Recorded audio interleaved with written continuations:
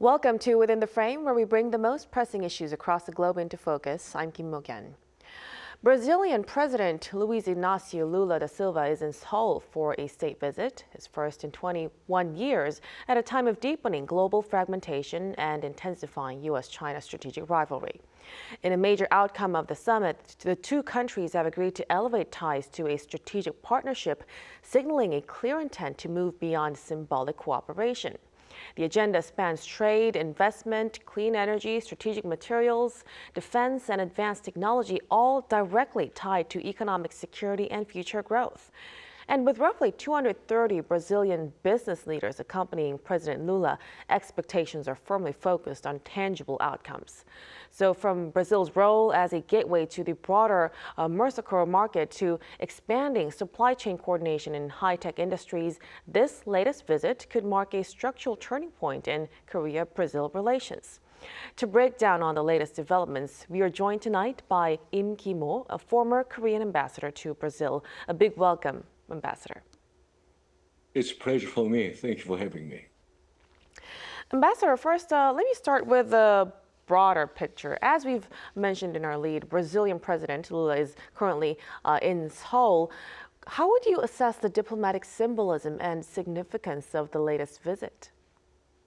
Well, that is a fair point. President Lula's visit is highly symbolic and strategically meaningful. It is his first state visit to Korea in 21 years. And it is first state visit from a Latin American leader under Korea's new administration. That signals Korea is serious about expanding its global partnerships. This is a meeting of two influential middle powers. In today's world marked by geopolitical rivalry and economic fragmentation, that cooperation matters. President Lula is a globally recognized political figure with a strong voice on development, climate change, and green growth cooperation. Korea, meanwhile, is a leading technology powerhouse and a global good model of economic transformation. Korea is increasingly diversifying its diplomatic and economic partnerships. Brazil, as the largest economy in Latin America and a key member of G20 and BRICS, is a gateway to a deeper engagement with the region. In short, this visit is both symbolic and substantive. It represents renewed trust, shared middle power responsibility, and a forward-looking partnership at a time when global cooperation is urgently needed. Right, definitely. I think that's why many are looking forward. Well, we're looking forward to the latest visit. And also what's very noteworthy is that Brazil was the first country in Latin America to establish diplomatic ties with Korea back in 1959, I believe, making the two countries a long-standing partner. So, Ambassador, from your perspective, what strategic value does Brazil actually hold in Korea's foreign and economic policy today? Well, that goes to the heart of the matter, and Brazil matters to Korea more than ever. It is the largest country in Latin America. Brazil has 210 million people, one of the world's top 10 economies. When Brazil moves, the region feels it. For Korea, it is about pragmatic diplomacy grounded in national interests. Now, we live in a time of global uncertainty. International supply chains are fragile. Geopolitics is tense. No country can exclusively depend on only a few partners. Brazil helps Korea diversify. It strengthens our economic resilience. In recent years, bilateral trade has exceeded $10 billion.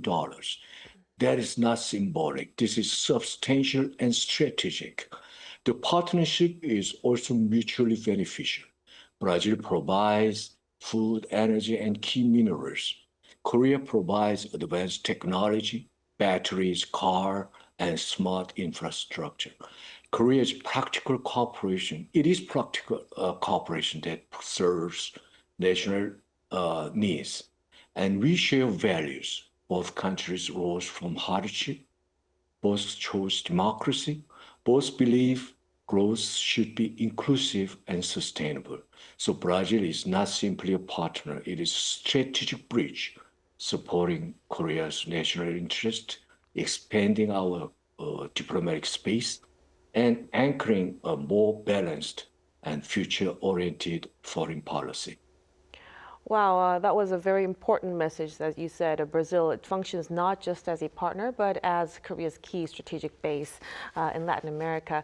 Now, let's also turn to the leaders themselves today. So the meeting, it marks their third meeting since last year's G7 and G20 summits. And it's been reported that the two bonded over similarities in their personal backgrounds and growth stories as well. Ambassador, how much do you think that kind of a personal rapport between leaders could actually translate into tangible outcomes? Well, I'm glad you raised that. Well, let me put it this way. I think the connection between the two presidents is genuinely inspiring.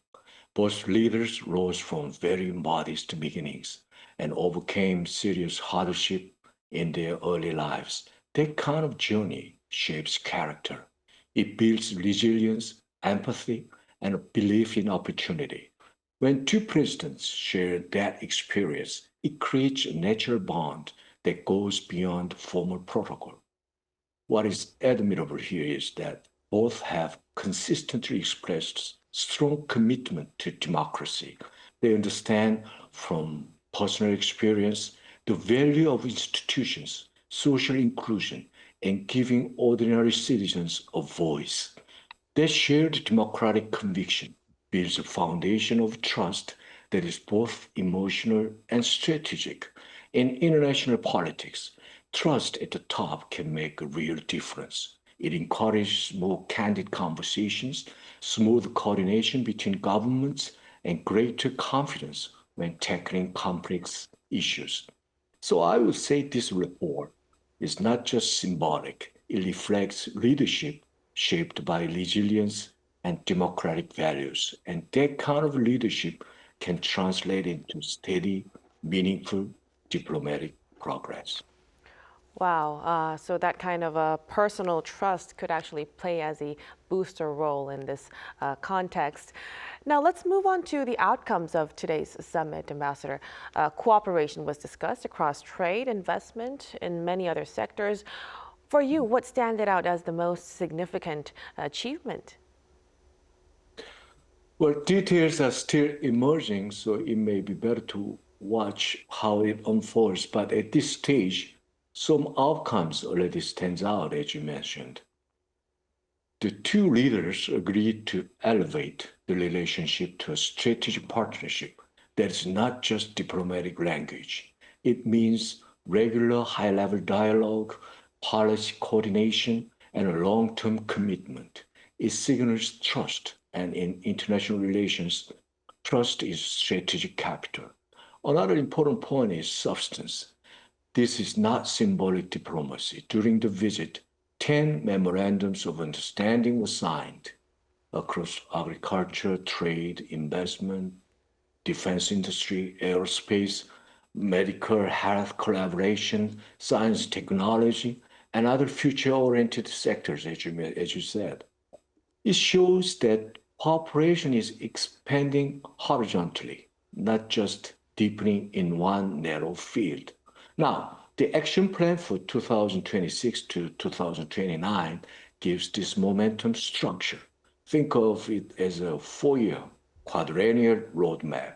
It sets timelines. It assigns responsibility. It reduces the risk that agreements just remain on paper. So in simple terms, this summit did three things, I think. It upgraded the relationship, it produced concrete agreements, and it created a follow-up mechanism, the action plan. That combination makes it more than a ceremonial visit. It lays a strategic foundation for the next phase of Korea-Brazil relations. Well, definitely elevating this partnership to a new strategic partnership would definitely expand ways of cooperation between the two sides. Now, in addition, around 230 Brazilian companies representatives accompanied President Lula on his visit. How likely do you think is it that these large-scale business delegation will lead to concrete results under the four-year cooperation plan? When 230 Brazilian companies travel with the president, that is already tells us something powerful. They are not just an ordinary crowd. This is not just diplomacy. It is economic partnership in motion. Of course, not every conversation becomes contract. That is normal. But when trade between our two countries is already around $10 billion a year, even a modest expansion can create real impact, new jobs, new technology links, new supply chains. What is important now is continuity. The four-year action plan will allow companies to plan ahead. I hope it will also allow governments to align policies. Economic partnerships grow like relationships. They need steady communication. If Korea's innovation and Brazil's scale and resources continue to meet regularly, not just at summit, but at various levels, then this large business delegation will be remembered as a historic starting point. And sometimes in diplomacy, the most meaningful results are actually not so dramatic. They are cumulative, I think. Well, shifting gears, Ambassador, with strategic competition between the United States and China intensifying, the role of middle powers is drawing more attention. In that context, how important is solidarity between countries like Korea and Brazil, and what broader implications or messages does this latest summit exchange extend? Well, that is a crucial issue. For viewers who may be interested in this topic, let me clarify. When U.S. China competition intensifies, it is natural that many people in South Korea value the alliance. That alliance still remains the backbone of Korea's security. There's no question about that. But in a more fragmented world, resilience requires something more. It remains to be seen, but resilience is the source of new growth for Korea, because fragmentation is inflationary and ultimately self-defeating. In a world of geopolitical tension, countries must widen their networks. So I think it is fair to say that this is time for Korea to truly diversify its trade markets. Geographic proximity and security issues do not always justify the degree of dependence that we have now. This is where cooperation between Korea and Brazil becomes meaningful. They are both G20 economies. Middle power countries as a whole now account for over 40% of global GDP. Now, realists knows that this kind of summit between middle powers will not rewrite the structure of international politics, but smart states do not wait for regime to change. They maneuver within it. The recent summit between Korea and Brazil raises some important implications. First, strategic diversification, not distancing from old friends, but strengthening optionality. Smart diplomacy is not about choosing sides. It is about expanding partnership. Second, economic resilience. Korea brings advanced manufacturing and digital innovation. Brazil brings energy, food security, and critical minerals. In a world of supply chain disruptions, that mutual benefit matters. Third, solidarity. Both nations rose from hardship. Both value democratic governance and inclusive growth. So this is reinforcement of broader networks. In a divided world, strength comes from connection. And I believe resilience may determine the winner of the next era. Now, K-pop, it's really another area of cooperation and another area of interest from both countries. Brazil is also a key hub for a Korean wave in Latin America, from K-pop to K-dramas, and it's also home to roughly 50,000 ethnic Koreans who serve as a bridge between the two. Ambassador, how would you evaluate the current trajectory of cultural and people-to-people exchanges? Yeah, there is many people are wondering about. There are some aspects to this. Brazil is not just a market for Korean culture. It is one of the beating hearts of the Korean wave in Latin America. Today, Brazil is home to nearly 50,000 people of Korean heritage, as you said, that are not just a community. They are living bridge. K-pop concerts in São Paulo sell out in minutes. K-dramas rank among the most streamed foreign series on Brazilian platforms. This is not a trend. It is emotional connection. When people from two countries sing in each other's language, something powerful happens.